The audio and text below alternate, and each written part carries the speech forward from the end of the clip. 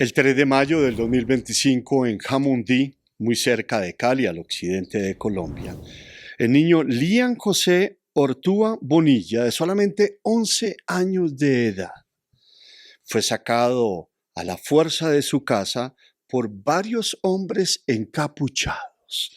Y esta se convirtió en una historia mundial porque inmediatamente salió un video de la cocina de esa residencia y se ven a estos hombres encapuchados llegando al lugar.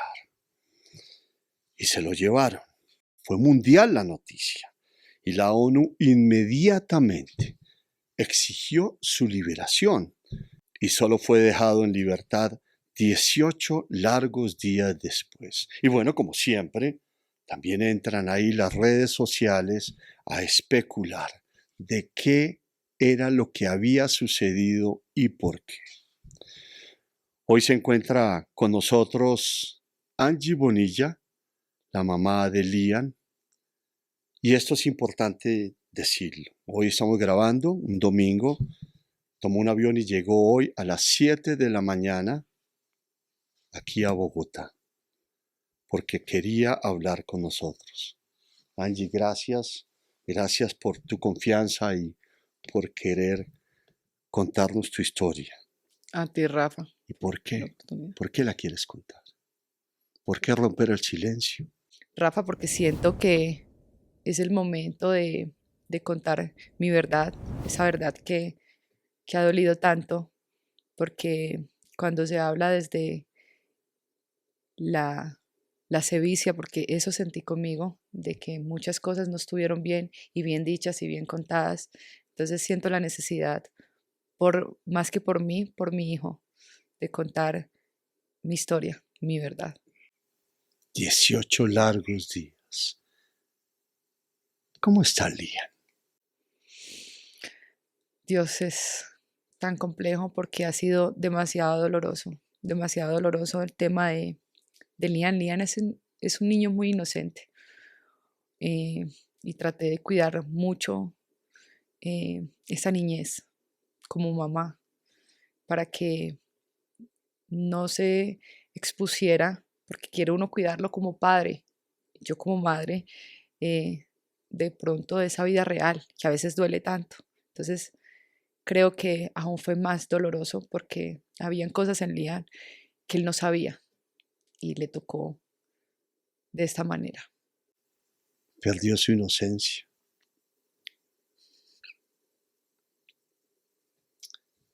¿Cómo comienza todo? Cuéntanos de ese sábado, fue después de las 6:50 de la tarde. 6:50 de la tarde.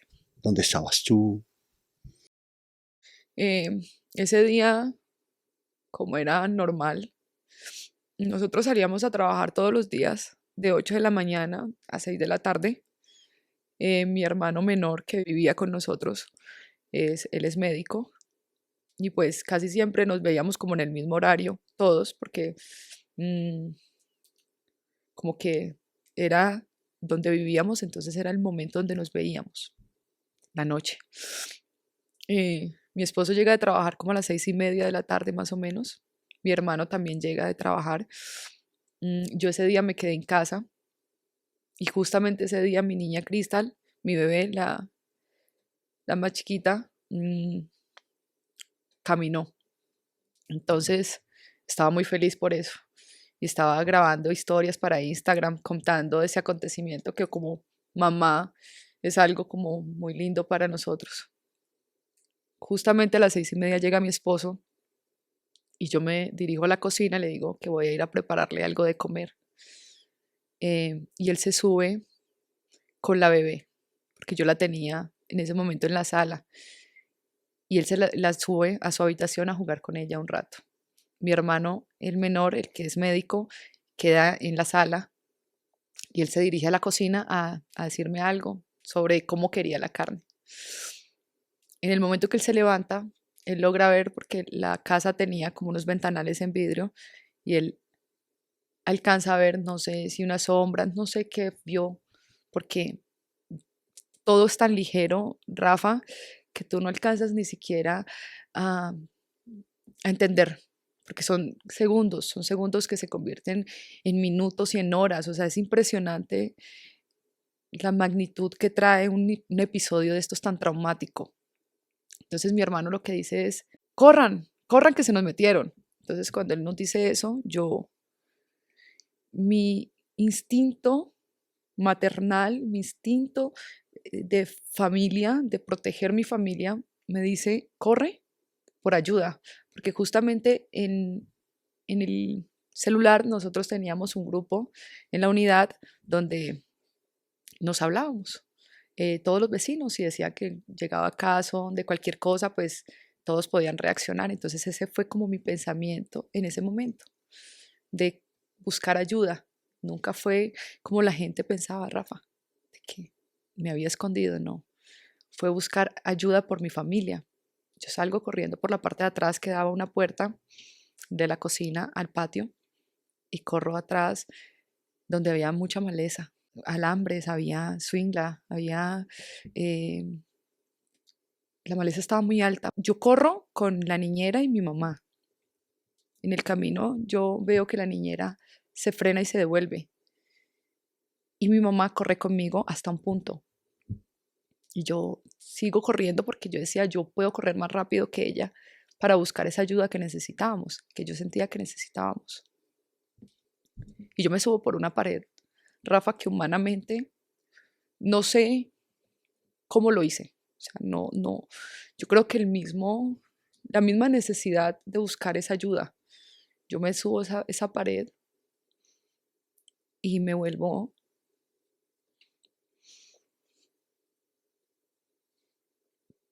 perdón, me vuelvo nada, porque habían, lo que te digo, habían muchos chuzos y mucha maleza.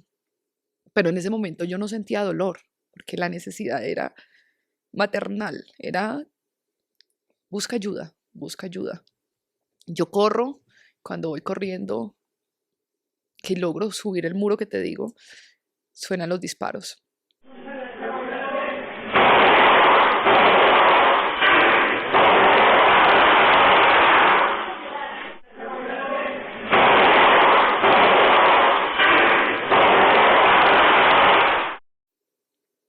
Y yo me desmayo.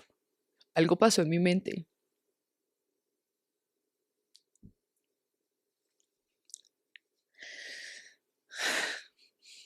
Que no, supe de mí, pero volví a ese instinto de supervivencia y de querer ayudar. Pero cuando yo abro los ojos, mi pensamiento fue, no hay nada que hacer. Porque yo lo último que recordaba era ver a mi hermano correr, saber que mi hija y mi esposo habían quedado en la casa, pero Lian, él me había pedido permiso para irse a jugar con un amigo de la unidad. Entonces yo nunca, o sea, nosotros no sabíamos que Lian estaba allí, porque siempre pensé que él estaba jugando con su amiguito. ¿Y de ahí qué pasa? Yo vuelvo y me levanto, digo, tienes que buscar ayuda, no te puedes quedar ahí. Y corro hasta la casa siguiente. Estaban las luces prendidas y yo tocaba. Yo decía, por favor, ayúdame, necesito ayuda.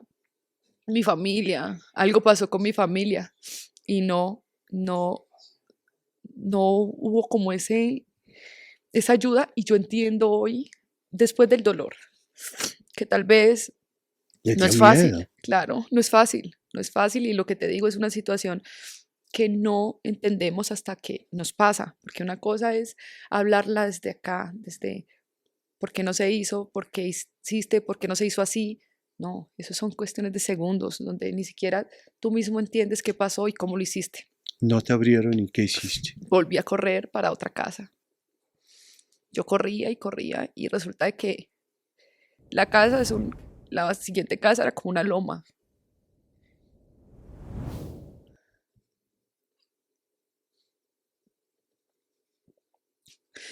Y yo me ruedo, esa loma me la ruedo y caigo, como decirte, como de un segundo piso, y caigo en las rodillas, que es lo que yo te mostré en los videos, que la gente decía, ¿por qué quedaste tan aporreada? ¿Por qué te quedaste tan herida? pero es porque eh, en el afán de buscar ayuda yo no medía qué era el daño que me estaba haciendo. Yo llegué súper cortada, con chuzos enterrados, las rodillas me las rompí. Y entonces en ese momento yo pienso, digo, cuando yo caigo arrodillada y yo digo, Dios mío, me partí las rodillas, ahorita no voy a poder correr a buscar ayuda, no voy a poder seguir buscando ayuda. Y cuando me levanto me doy cuenta de que no, de que seguía firme e intacta. Corrí tanto que yo creo que en mi sano juicio, o sea, en algo normal no hubiera pasado. Y llego a la última casa y me abre un vecino. Y yo le digo, vecino, ayúdeme. Algo pasó, entonces él se queda mirándome y yo estaba, porque en ese momento estaba cayendo un aguacero horrible, entonces yo estaba mojada, empantanada, ensangrada, herida, y entonces yo me imagino, porque pues no volví a hablar con él, no sé qué fue su pensamiento en el momento, pero yo siento que de pronto él pensó que yo iba herida, o sea, pero no sé, con un arma, no sé, porque él me dice, ¿qué necesitas? Y yo, no, que vamos. Y yo lo que decía era cogerle la mano y yo, por favor, vamos, vamos, que mi familia está allá, ayúdenme, escriban por el grupo, ayúdenme, necesito porque en ese momento yo pensé y le dije, algo pasó muy malo con mi familia, porque escuché disparos. Entonces yo corro, porque él me dice, la esposa sale y dice, aquí no se mueve nadie. Y aquí no sale nadie y no se va a mover nadie. Entonces yo entendí, porque también debían cuidar su integridad y también les iba a dar miedo, pero yo no podía quedarme ahí escondida. Yo tenía que seguir buscando ayuda. Cuando yo salgo me encuentro con mi hermano, el médico. Yo me tiro de una y me sorprendo porque verlo vivo, o sea, yo dije, bueno, eh, ¿está vivo? ¿Cómo están los demás? Entonces él me dice, negrita, y me abraza. Pensé que algo te había pasado. Entonces yo le dije, no, papi, tú estás bien, y yo lo toco. Y le digo, ¿dónde están todos? Y me dijo, no, no te preocupes, todos estamos bien. Solo se robaron el carro, no más. Solo se llevaron el carro, no, todos estamos bien. Cuando él me dice, regresemos, entonces yo regreso, todos con el pensamiento de que, porque nadie había visto en esos momentos, pues es un momento muy caótico, de que mm, Lian se lo habían llevado, no sabíamos, ni tampoco que se habían llevado a doña Estela. Cuando empiezan a revisar las cámaras, es que nos damos cuenta. Y cuando yo veo que se llevan a mi hijo, fue un momento demasiado duro. Yo lo tengo aquí. Porque sentí mucho miedo en no volverlo a ver.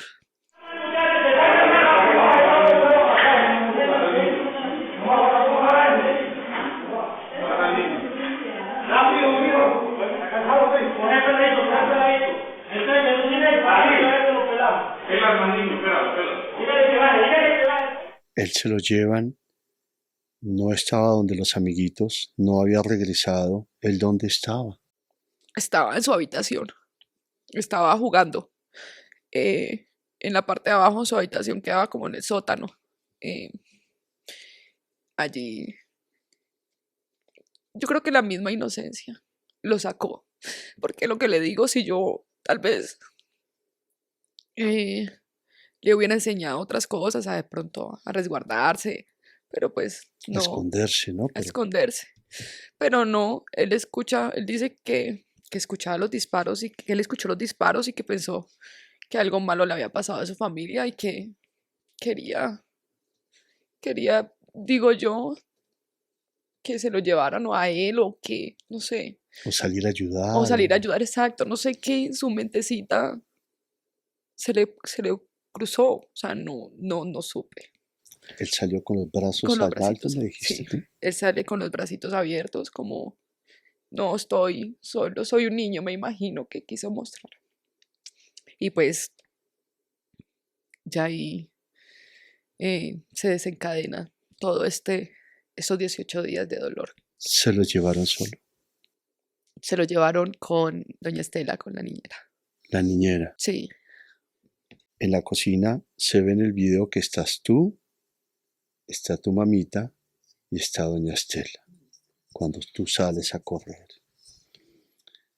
Y de ahí que comienza a suceder, cómo comienzan a pasar las horas, qué No, pasa en ese momento. no, el de incertidumbre, lo que yo te digo, ahí es donde yo te puedo decir que los minutos se convierten en horas, o sea, todo pasa tan lento, es una oscuridad total, es todo nublado, porque no entiendes qué pasó, por qué pasó, cómo pasó. Yo mm, empiezo a decirle a mi esposo, ¿qué vamos a hacer? ¿Qué hacemos? ¿Para dónde nos vamos? Cogimos las llaves y nos fuimos en el carro de mi hermano, que fueron nuestros padres por nosotros, y nos fuimos. Que ahí ya bajamos, que ya estaba pues el Gabla, todos estaban ahí esperando que nosotros bajáramos. Pero yo siento que ahí algo de mí se formó muy grande como mamá y otra parte también. Siento que se congeló porque era un dolor, ahí empezó un dolor profundo, una agonía de saber que, que iba a pasar, porque no sabíamos qué iba a pasar en ese momento. Pasan las horas y qué pasó. Liberan a Estelita y pues con Estelita nos mandan a decir que estemos pendientes que después nos iban a informar. Que estén pendientes, que les iban a informar. Sí, que iban a... ¿Y qué les dijo Estelita? No, ella dice que no, que ya no supo para dónde iba porque pues eso fue de noche y estaba cayendo un aguacero, lo que te digo. Y ella dice que solo veía que andaban y andaban en un carro y pues que Lian iba al lado y ya, que ¿Les decían esperar. algo? Y le dijeron no, que no, no, a ella la bajaron y le dijeron que se fuera.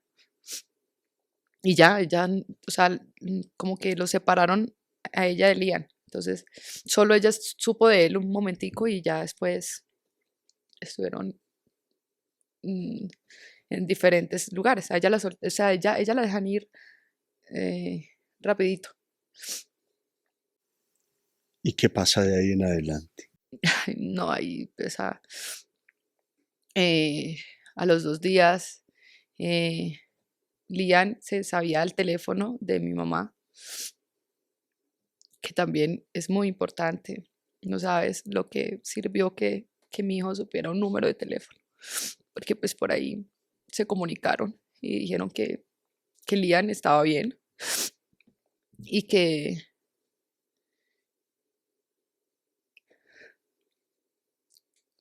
Lian estaba bien y que estaban mirando la manera de cómo lo liberaban. O sea, yo siempre como que dijeron eso, como, porque yo nunca entendí como esa parte de que se lo llevaron, pero yo siento que de pronto no se lo iban a llevar, o sea, a él, al niño, porque, porque siempre dijeron que lo iban a liberar. ¿Y Pero entonces por qué llegaron a tu casa? nunca supe, Rafa, nunca supe y no he sabido por qué. Porque nada de lo que se especuló o se dijo era cierto. Ahora vamos a esas especulaciones y sígueme contando qué fue pasando a través del tiempo. No, yo entro en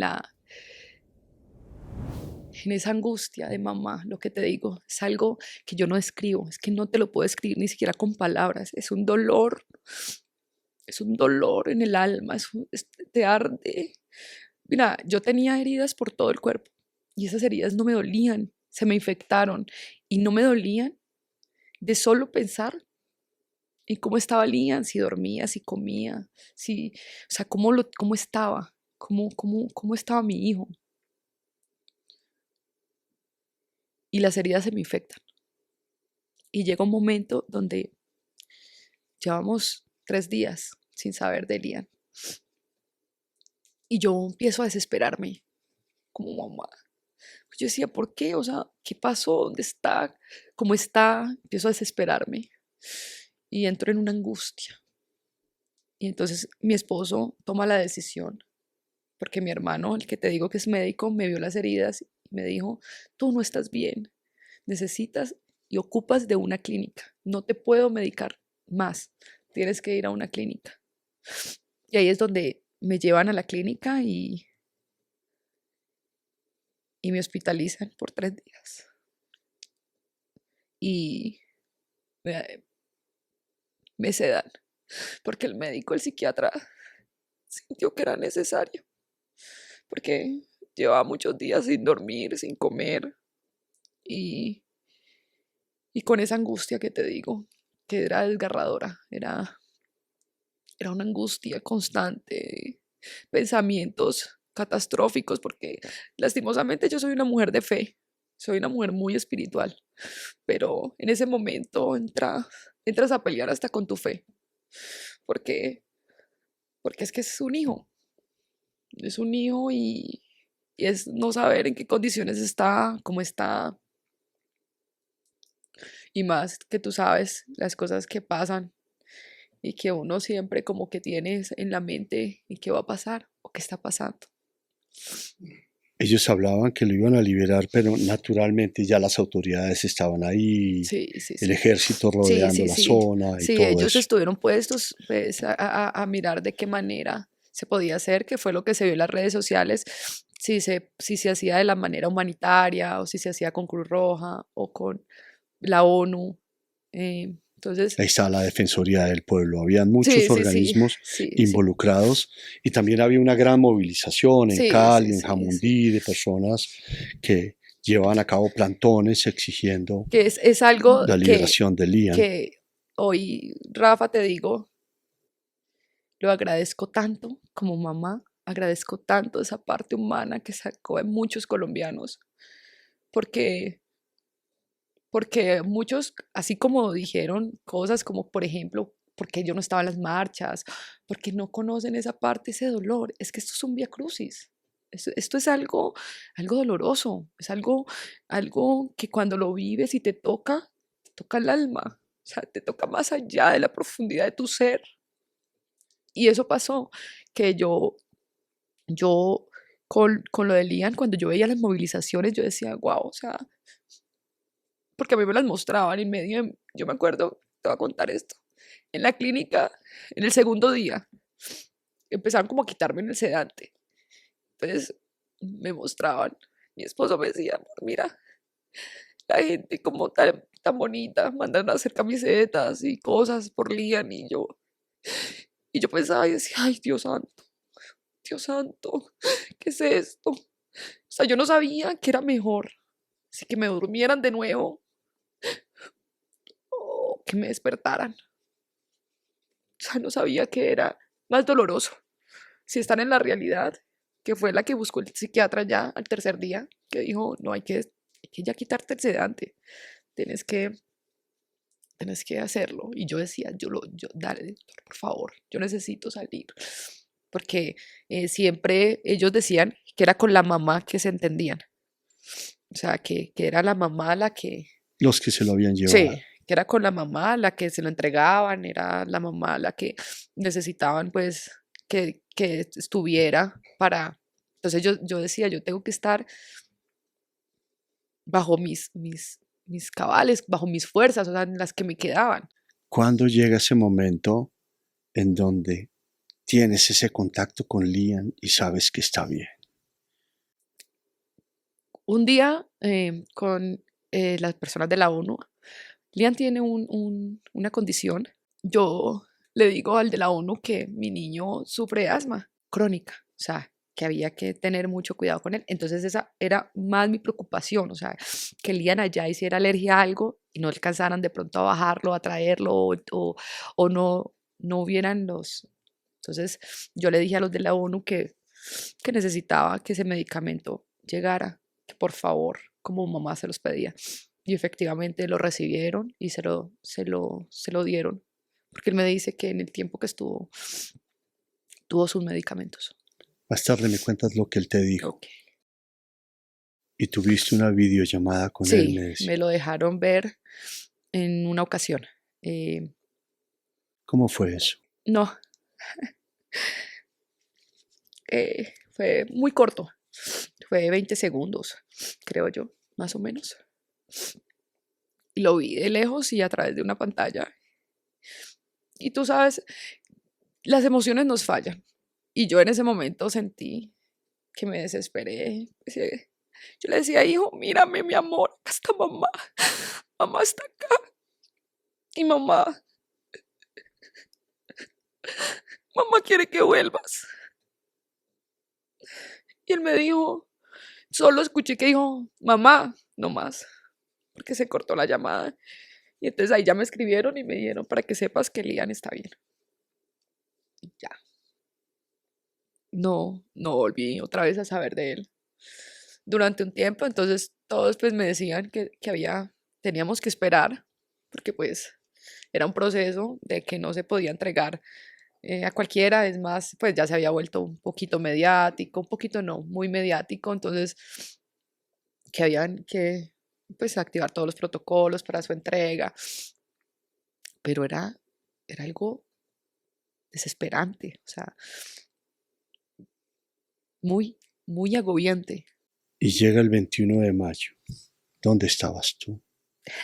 Yo estaba con el procurador, me había dicho que para que me reuniera con él, pues a comentarme como un poquito de lo que o sea, lo que se estaba haciendo, de cómo mm, iba a pasar todo, pues como tranquilizarme, como darme esa parte de tranquilidad. Y estábamos ahí en una reunión cuando me escriben de una entidad y me dicen, tenemos a Lian.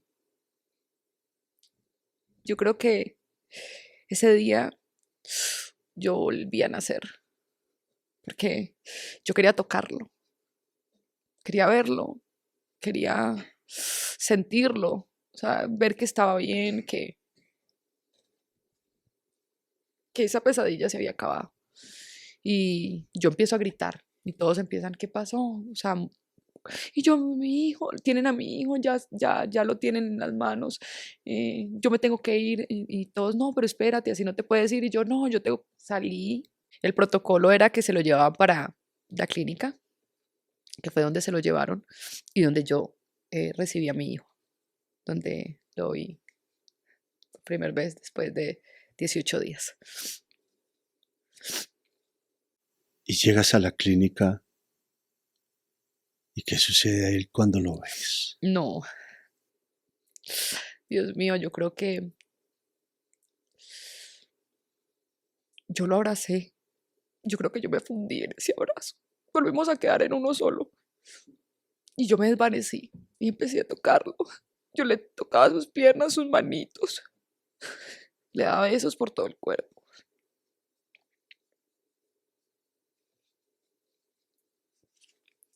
Porque literalmente sentí que volví a nacer. La alegría de ese día, yo creo que fue el doble de cuando nació. Imagínatelo. Porque era verlo ya bien y verlo completico. ¿Cómo estaba él? ¿Más delgadito? Más delgadito, más delgadito.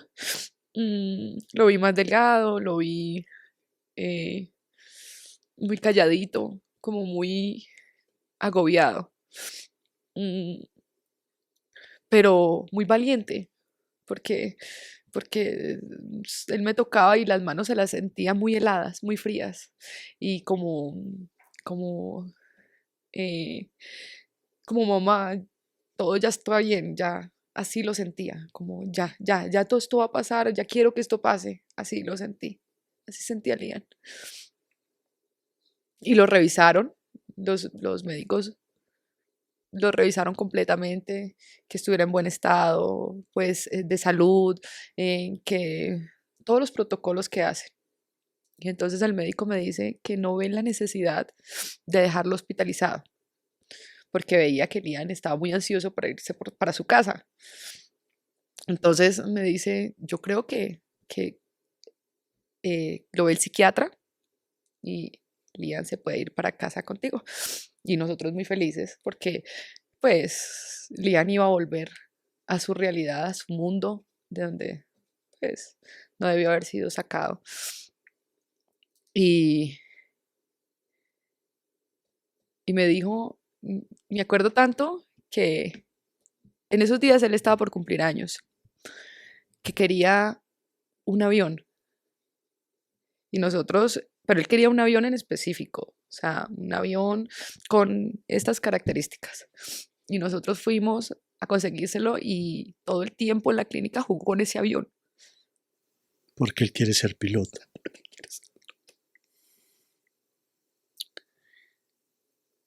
¿Qué te contó de su cautiverio? Y yo sé que esto es un poco delicado. Yo leí que estuvo durante 4 días amarrado y es más, que tenía que dormir esposado. Rafa, sabes que de eso no le preguntamos mucho, porque el psiquiatra nos dijo en ese momento que no lo acecháramos a preguntas, sino que dejara que él solito, en los momentos que él se sintiera capacitado, porque el psiquiatra me explicaba que ellos hacen o sea, por protegerse, entonces como quiero olvidar ese episodio, entonces no lo cuento. Entonces, Lian, no le hemos preguntado como mucho para que no se sienta muy presionado, pero sí sé que fue algo muy traumático para él, o sea, que fue algo que lo marcó y que nos marcó a todos. Ha hecho dibujos, ¿cierto? Sí, el otro día nos encontramos un dibujo con una carta atrás y el dibujito era pues como la imagen que sale de él. Cuando él sale, yo creo que ese fue el momento como que le quedó, cuando él sale de las escaleras y sale con las manitos arriba y que están pues todos allí. Yo creo que esa fue la parte donde... Cuando se lo llevaron de la Sí, casa, que exacto. salió de su habitación. Ese fue como el dibujito que yo lo subí a mis redes sociales, porque yo creo que sanar, es que es muy fuerte. Sanar es muy duro. Y a veces, gracias. A veces verlo desde la barrera es mucho más fácil que vivirlo. Cuando lo vives, lo que te digo, no sabes porque no entiendes cómo sobrellevar una situación como estas. Entonces, Lian, cuando hace ese dibujo, yo le pregunto, porque me causó mucha curiosidad, el por qué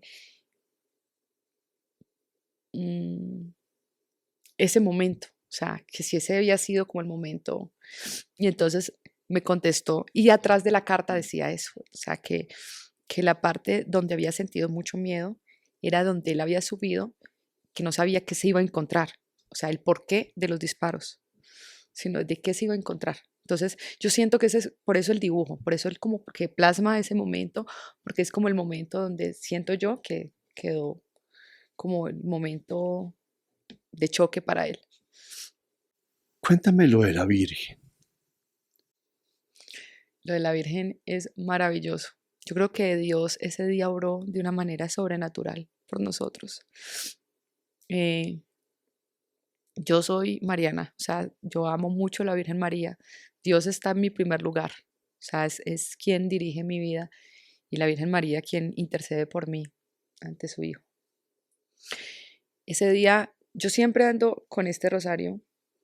Quienes de pronto me han seguido en Instagram saben que yo lo mantengo en la mano, porque es como un sinónimo para mí de protección, o sea, no sé, como algo mío que me recuerda que no estoy sola. Y ese día, cuando todo pasa, que yo me doy cuenta que se llevan a Lian, tú sabes que, como te decía ahora, hasta la fe la pone uno En duda. en duda, porque entras a pelear hasta contigo mismo. ¿Qué pasó? ¿Qué hice mal? ¿Qué se hizo mal? Y yo subo, le digo a mi esposo, espérame, voy por el rosario. Y subo corriendo por el rosario.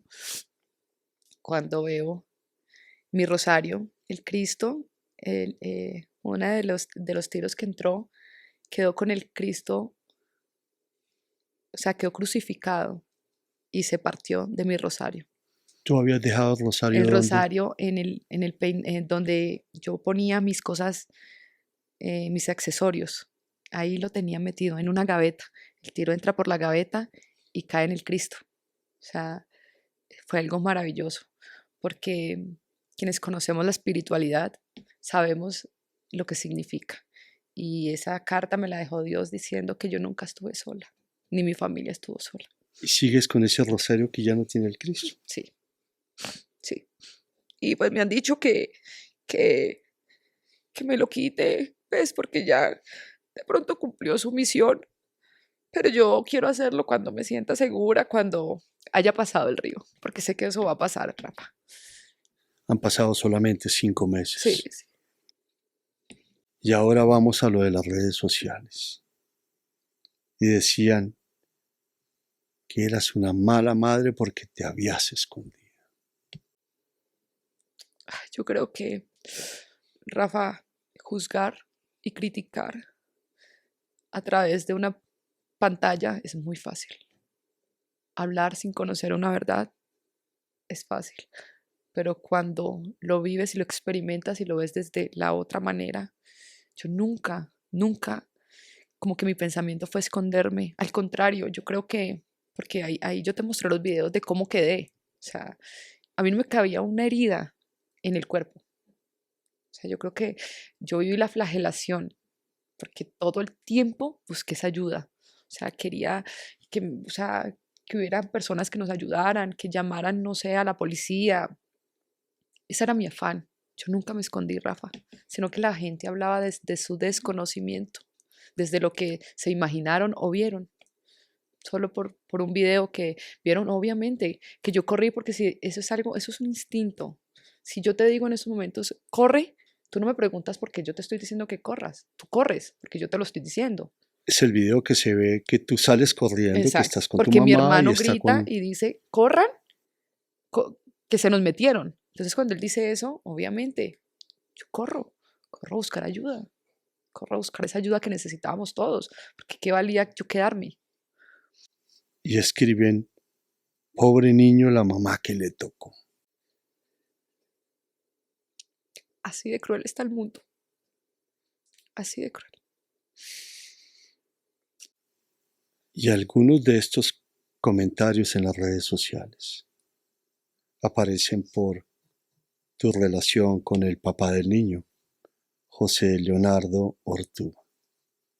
Cuéntanos de él. Mira, Rafa, mi historia es un libro bello, es un libro que se escribe y se ha escrito con mucho aprendizaje.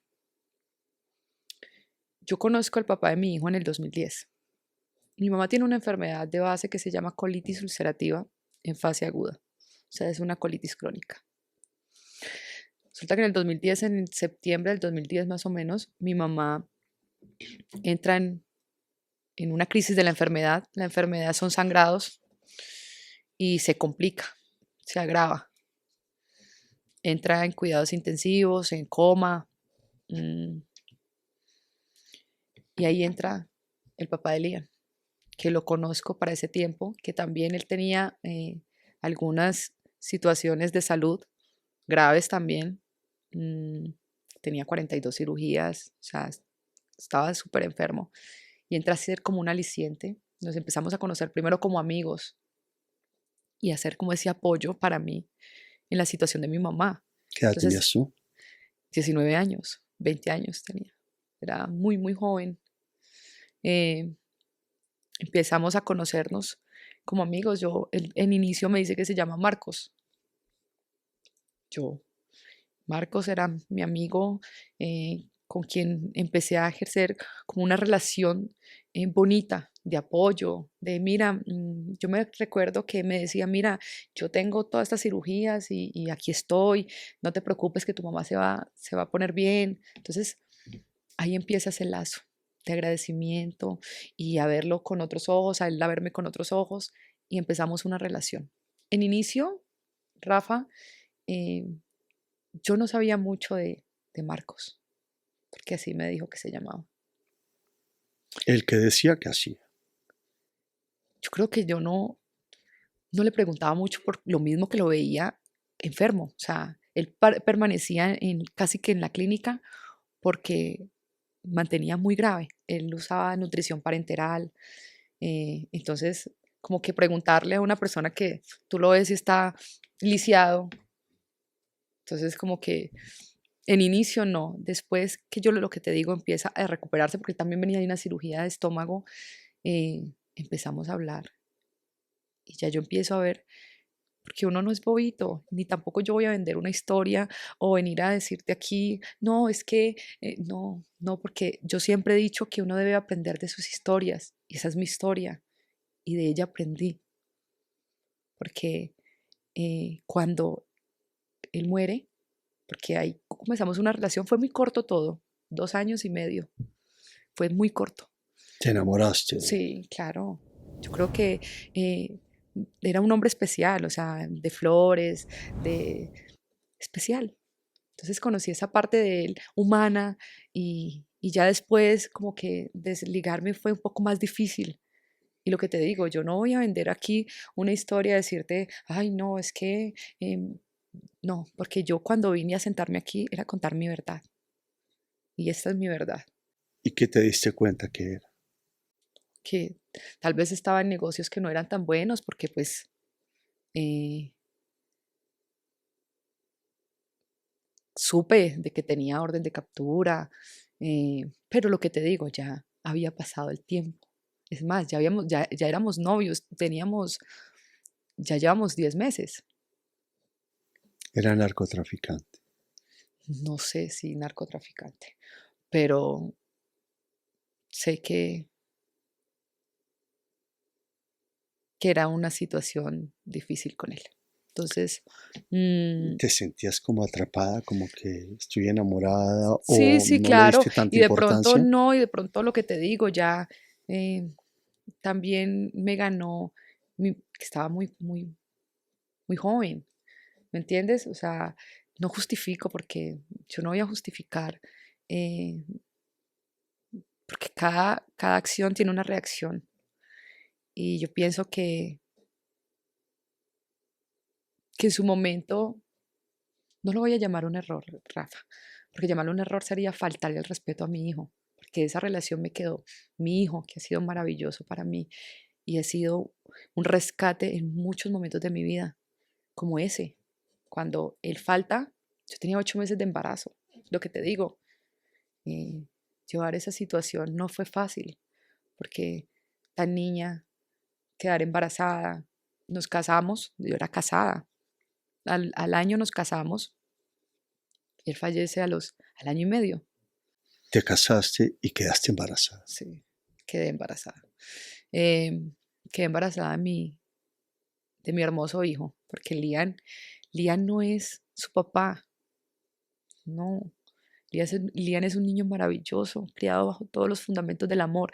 Es más, cuando lo que yo te digo, Rafa, cuando esto pasa, que él fallece, con él falleció toda situación que yo tuviera con, con una vida así, porque yo le prometí a Dios que me permitiera criar a mi niño de una buena manera, que me permitiera redirigir mis pasos, porque los errores no son cometerlos, porque todos los cometemos, todos nos equivocamos en un momento de la vida. Lo importante, Rafa, era volver a orientarme, porque yo sé que eso es lo que yo debía hacer y lo que quería hacer, y fue algo con lo que yo lidié todo el tiempo y le decía a Dios que quería un nombre para mi vida nuevamente, pero completamente diferente, sin decirte, te repito, de que lo hubiera visto o lo viera como que fue mi error, no, no, porque no quiero faltarle el respeto a mi hijo.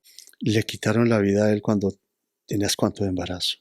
8 meses, 8 meses. Por eso te digo que mi vida es un libro y es un libro que cuando es bien contado, es un libro de aprendizaje. No es un libro para juzgar ni señalar, porque yo creo que no, no, no es justo, no es justo cuando hay tantas heridas, uno esculcar en ellas. Y pasaron 12 años hasta que sucedió lo de Lian. Y ahí comienzan otras especulaciones y otras supuestas informaciones de que es que tú habías sido testaferra y te habías quedado con unas propiedades que le pertenecían supuestamente a los Rastrojos, a Diego Rastrojo.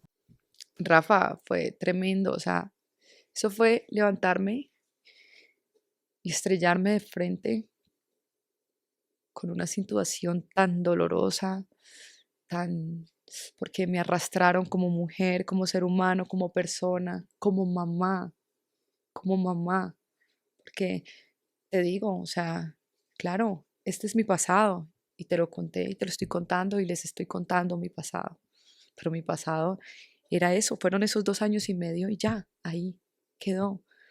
Yo no, tú te puedes imaginar, eh, la gente decía, investíguenla. ¿Tú crees que a mí no me investigaron?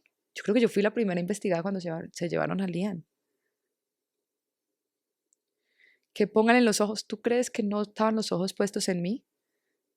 No, yo no tuve, ni tengo, ni he tenido propiedades, como decían, de unas cantidades de dinero. Jamás, nunca, nunca. Eso dañó en mí tantas cosas, tantas. Porque yo pienso que fuera de la situación ya tan dolorosa que había pasado, porque fuimos víctimas y ser revictimizados de la manera que fuimos, o sea, fue terrible, porque distorsionaron todo, lo cambiaron, lo, lo, lo pusieron a sacar un pasado de 12 años o una situación de 12 años. Dios mío, mira, te voy a contar, Rafa, con decirte que Lian, yo no le hablaba mucho del papá, de su situación ni de cómo había muerto, porque lo que yo te contaba ahora, em, yo quería cuidar el corazón de Lian, quería que nuestra historia fuera diferente, porque por eso yo salía y decía y la gente se burlaba, que vea, ahí quedaron los empresarios legales, las personas trabajadoras. Claro que sí, soy trabajadora, yo he trabajado, he tenido boutique, he tenido un negocio de icopores, asadero de pollos, joyería, o sea, yo personalmente, Angie, me ha costado un montón, porque quienes me conocen y me siguen saben que siempre me ha gustado trabajar, vender, rebuscarme mi platica. Yo no soy millonaria. Yo no sé de dónde sacaron todos esos millones y todas esas cosas que me pusieron, porque esos son como cruces, Rafa. Esos son cruces pesadas. eh, Ponerme en peligro a mí, a mi familia, sin merecerlo. Porque te digo, sí, hay una historia. Esa es la historia. Esa es la historia. A mí me quedó Lian, ese niño que le pido a Dios, lo pido todos los días que me permita criar, porque sí, yo tengo una niña chiquita, pero esa niña tiene su papá, esa niña tiene un papá maravilloso, y yo sé que a esa niña nunca nada le va a faltar, pero Lian, él me tiene a mí, Tu nueva pareja entra en tu vida cuando Lian tenía qué edad, más o menos, 8 años, 8 añitos. 8 años. ¿El qué hace? Él ha tenido toda su vida joyería. Empezó con su joyería en el centro, allá es muy En conocido. Cali. Sí, sus sueños y yo creo que es una de las cosas que más me ha dolido, porque es un muchacho muy trabajador y muy esforzado. Y, y ver que sus sueños de pronto vinieron a pique, porque la gente asume, porque es que eso es lo triste, Rafa, que asumen una verdad, asumen una situación sin serla, sin ser, porque mi verdad es esta es la verdad y nunca, nunca esto pasó porque me dijeran, te están cobrando un dinero, o no, nunca pasó así y siento que a la gente le faltó más compasión, más misericordia. A alguna gente. Sí, sí, sí. ¿Pagaron ustedes por el rescate? Salió una información que tu hermano había dicho que sí. No, señor. A Lian lo liberan. Seguro. Sí, a Lian lo liberan. No será porque muchas personas sí hay como unos temores de cuando se paga por un rescate, eh, puede ser interpretado como que estaban ayudándole ustedes a grupos terroristas o algo así. No, no, no, no, no. Ellos siempre tuvieron la intención de regresar a Lian. Yo pienso que de pronto la tardanza de la devuelta de Lian fue que todo fue muy mediático. Me imagino que los protocolos, que no se lo podían entregar a cualquiera, que ya estaban pues como unos entes allí pendientes de su entrega. Entonces yo siento que fue eso. Ya para terminar, ¿qué te ha dejado todo esto? Un aprendizaje enorme de que no debemos juzgar, ni señalar, ni apuntar sin conocer una verdad. Porque esto me ha llevado a una depresión, Rafa, increíble. O sea, he tocado las peores profundidades. Lo que te digo, como mamá, como persona, como esposa, como trabajadora, porque tengo muchos sueños, como cualquier mujer de mi edad, muchos sueños por cumplir. Y uno de esos es que me permitan convertir a Lian en eso que sueño, porque Lian es grande y Lian es un niño que va a representar muchas cosas en la vida y quiero que sea el piloto. Y por eso hoy estoy aquí con mi verdad, con esa verdad porque muchos decían, espérate a estar un poco mejor para que no te veas tan mal, pero yo digo que no, esta parte humana hay que mostrarla, esta parte que se quiebra también, esta parte que no está bien a veces, hay que mostrarla, porque te cuento que he requerido ayuda psicológica y psiquiátrica y estoy con ayuda psiquiátrica, que la gente ha satanizado este tema donde debemos reconocernos y reconocer que necesitamos ayuda y pues hay que ocuparlas. Y en estos momentos estoy en esas ayudas para poder ser y sacar de mí esa mejor versión para mis hijos, para mi hogar eh, y para mis hermanos que lo merecen, que han estado ahí firmes conmigo y esa mamá que ha sido infaltable en estos procesos, mi esposo, todos, que gracias a Dios he tenido como ese apoyo, ese apoyo que lo he necesitado, porque yo te decía ahora que me sorprende ver a Lian cómo me ha rescatado, cómo cuando me ve, que ha sido unas depresiones, Rafa, pero tremendas, o sea, unas cosas desgarradoras, o sea, un dolor del alma. Y Lian me dice, mamá, todo va a pasar, Eres el que te rescata. eres el que me rescata.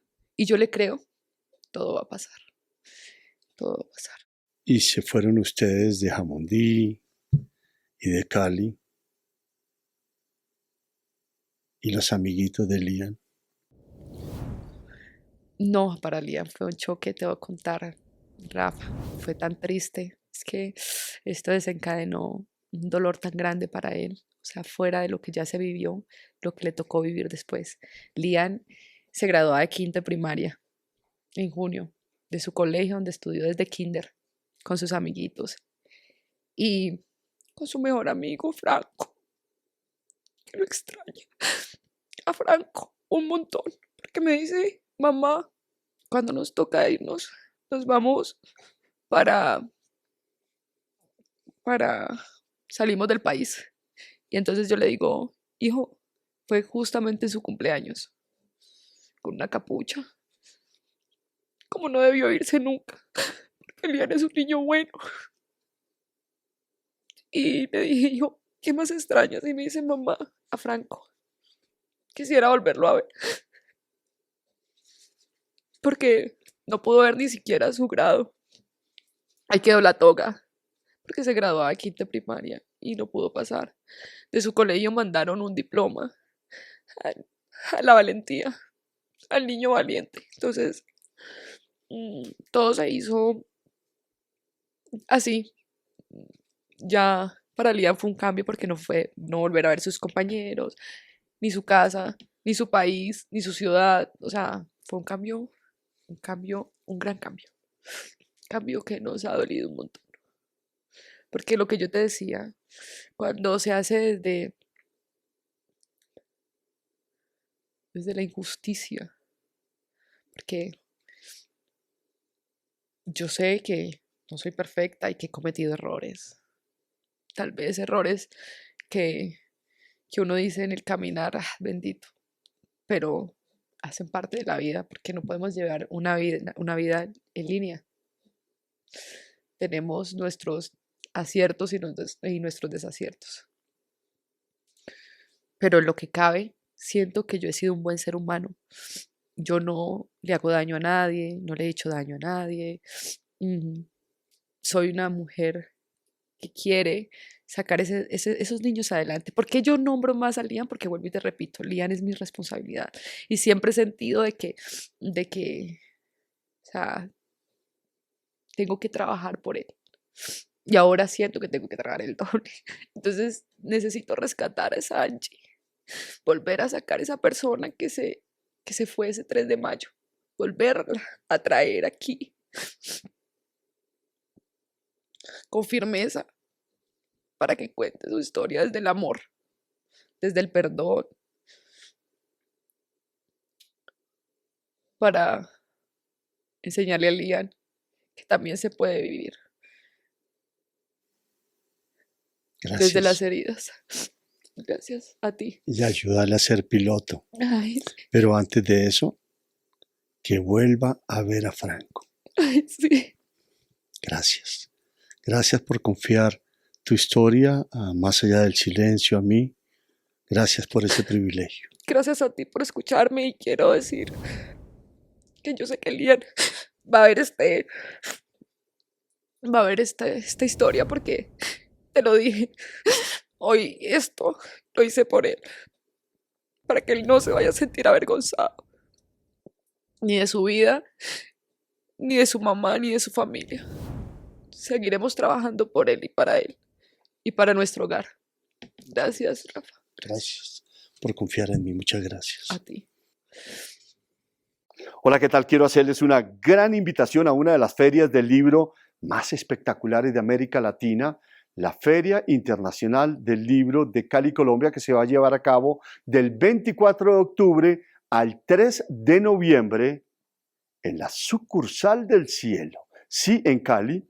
Y allá estaremos con Testigo Directo Editorial en la carpa 16, stand 12, pero no solamente va a estar Testigo Directo Editorial, van a estar las mejores y las más grandes editoriales.